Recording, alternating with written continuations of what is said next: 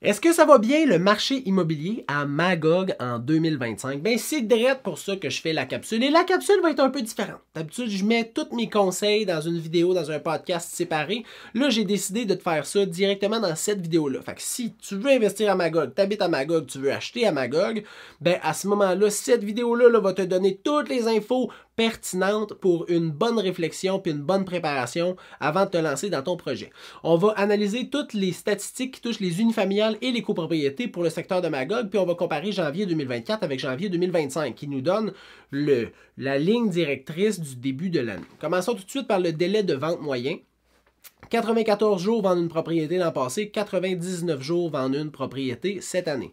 Au niveau du nombre d'inscriptions en vigueur, on est passé de 184 à 191, qui n'est pas une large augmentation.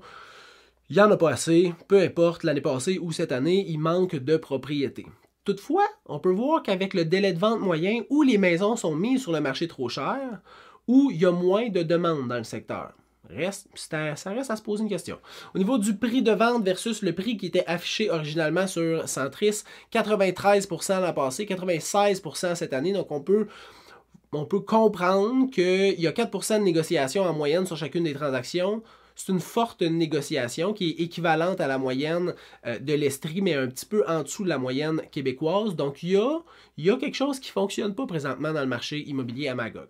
Au niveau du prix de vente médian, on est passé de 512 000 à 250 000. 512 000 à 456 000. On se calme, François. C'est dans les seules municipalités où on a vu une régression du prix de vente médian. Là, ça ne veut pas dire que ta maison a perdu nécessairement de la valeur, mais qu'il y a des maisons moins dispendieuses qui se sont vendues, mais reste que c'est pas des statistiques qui sont super glorieuses à date. Là.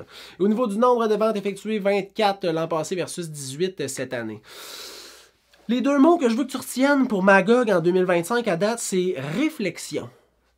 Ouais. Réfléchis bien avant de déposer une offre d'achat ou réfléchis bien avant de mettre en vente parce que ces statistiques-là ne démontrent pas une grande santé immobilière. Puis là, c'est juste un mois, on se calme, là, le marché de Magog va super bien. Tout le reste de l'année puis toutes les années, mais l'année commence pas bien. Fait que réfléchis sur la propriété sur laquelle tu veux faire une offre d'achat. Et la même chose si jamais tu veux mettre ta propriété en vente. Puis réfléchis à quoi? Au deuxième mot qui est la stratégie. Hein? Si la maison, tu es un acheteur, puis la maison, ça fait 120 jours qu'elle est sur le marché, tu ne vas pas utiliser la même stratégie que si ça fait 5 jours qu'elle est sur le marché puis il y a 4 offres d'achat. Donc, c'est super important d'avoir la bonne stratégie. Ta stratégie gagnante, c'est la somme entre le prix que tu vas vouloir offrir puis les conditions que tu vas mettre dans ton offre. Ça, si le vendeur il trouve que c'est sécuritaire et c'est avantageux pour lui, c'est là que tu as une acceptation. Si tu es un vendeur, essaye de choisir les critères de ta mise en marché, le prix, genre, là, avec les statistiques et non ce que tu as besoin, ce que tu penses ou ce que ton beau-frère t'a conseillé.